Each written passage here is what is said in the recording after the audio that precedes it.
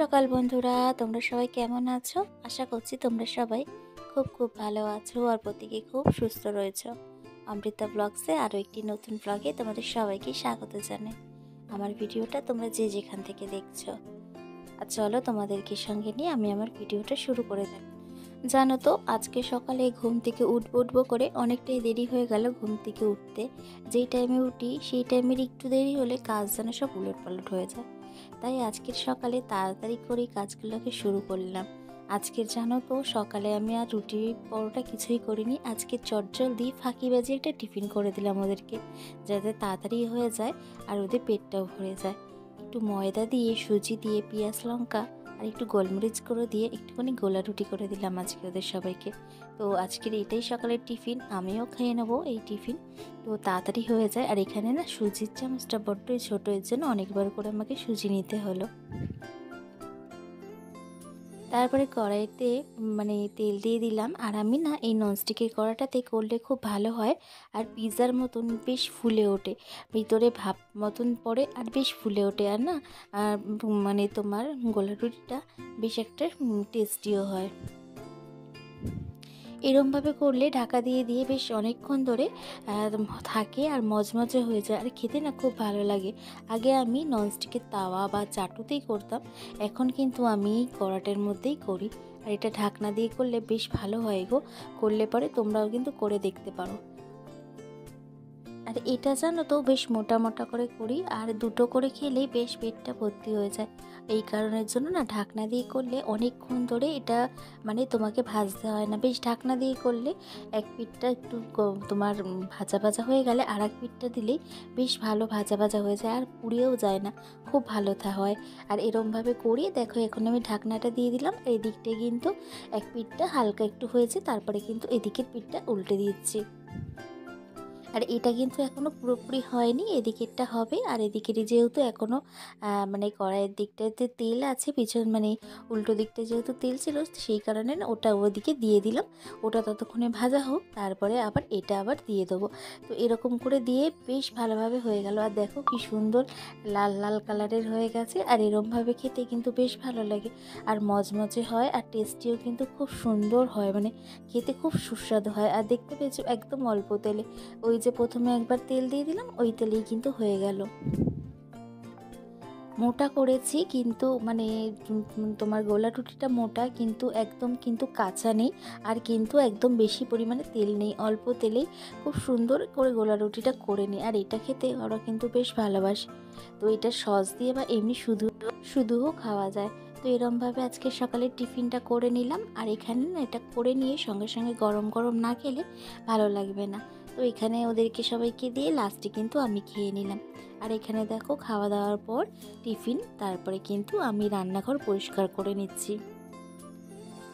রান্নাঘরে সবার প্রথমে আগে আমি টেবিলটা পরিষ্কার করে নিই। কেন জানো তো, সকালবেলায় যে টিফিনটা খেলাম, তো সেই জন্য সবাই মিলে বসে টিফিনটা খেয়েছি। তো একেবারে টেবিলটা মুছে নিয়ে, আর এখানে যে ট্রেটার মধ্যে গ্লাসগুলো থাকে, তো প্রত্যেক দিন এই গ্লাসগুলো আমি ট্রেটা একবার করে ভালো করে মুছে নিই। তো গ্লাসগুলোর ওপরে একবার করে মুছে সুন্দর করে গুছিয়ে রেখে দিই। আর এই ম্যাটগুলো প্রতিদিন গুছিয়ে রাখি। আর কি জানো তো, রাত্রে কিন্তু খাওয়া দাওয়ার পর একবার এমনি মুছে রাখি, কারণ সকালবেলা তো ও একবার মুছতেই হয়, কারণ সারাদিনে এখান থেকে আরশোলা টিকটিকি কোনো না কিছু যেতেই থাকে। তো ওপরে আমাদের দেয়ালের ওপরে অনেক টিকটিকি ঘোরে, আর অনেক বড় বড় টিকটিকি।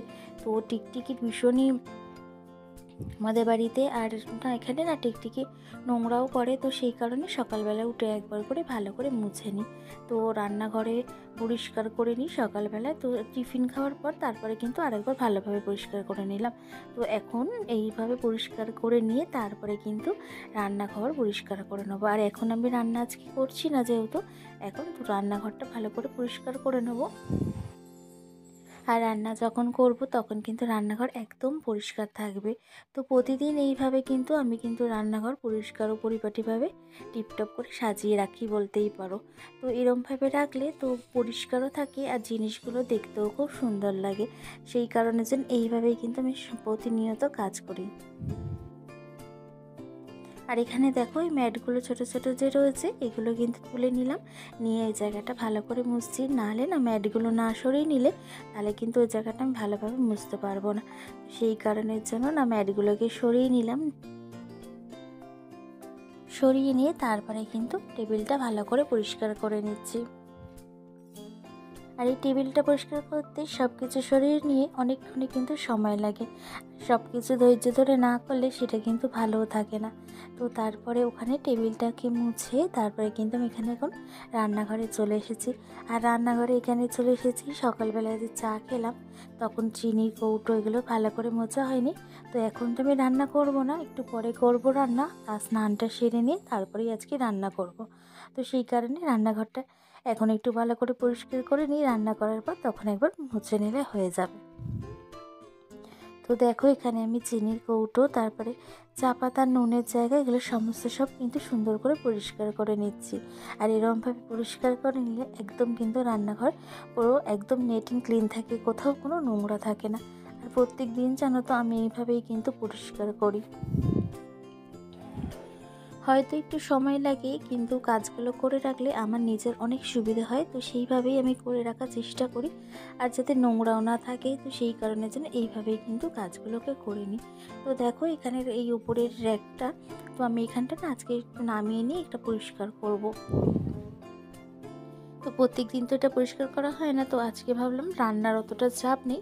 তো সকালবেলার দিকে এখন টিফিনটা যেহেতু করে নিয়েছি, তো রান্না মানে এখন এই টুকটাক কাজগুলো একটু করে নিই। তো উপরের র্যাক থেকে গ্লাস আর কাপগুলোকে নামিয়ে নিয়ে তারপরে কিন্তু জায়গাটা ভালো করে পরিষ্কার করে নিচ্ছি দেখো। আর এই যে র্যাকটা আছে এটা কিন্তু মাঝে মাঝেই ধুয়ে নিই একটু, যখন মনে হয় একটু তেল চিটচিট হয়ে গেছে তো তখনই এখানটা ধুয়ে পরিষ্কার করে নিই একটা।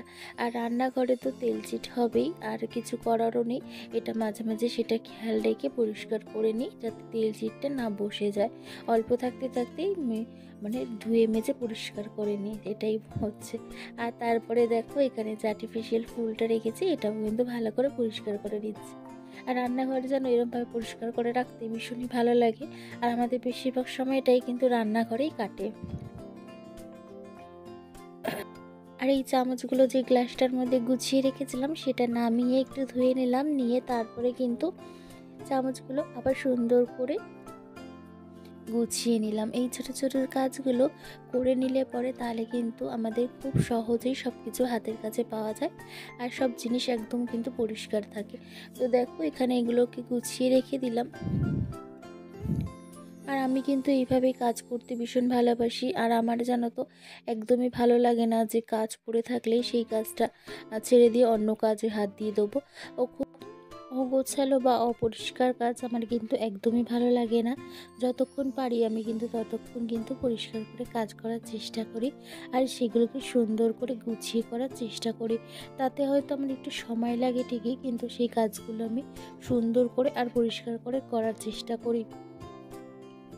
রান্না করতে হবে বলে রান্নাঘর যেরকম খুশিভাবে নোংরা করে রেখে দিলাম বা পরে করলাম, সেটা করলে কিন্তু হবে না। যখন এই কাজটা ঠিক তখন যদি আমরা করে নিতে পারি তাহলে কিন্তু সবসময় সেই জিনিসগুলো একদম পরিপাটি ও টিপটপ করে গোছানো থাকে, এটাই হচ্ছে। আর কি বলতো, সব জিনিসই গোছানোর ওপর থাকে। তুমি যদি গোছানো আর পরিষ্কার যদি ঠিক করে রাখতে পারো সেই জিনিস সবসময় সুন্দরই থাকবে, সেটা কোনো দিনই কিন্তু অসুন্দর হবে না। সবটাই হচ্ছে গোছানোর আর সুন্দর করে পরিষ্কার করে রাখার। তো আমি দেখো তারপরে এখানে তেল বের করে নিলাম। আমার প্রতিদিন যে তেলের যে কন্টেনারটা রয়েছে তার মধ্যে তেলটা ঢেলে নিলাম।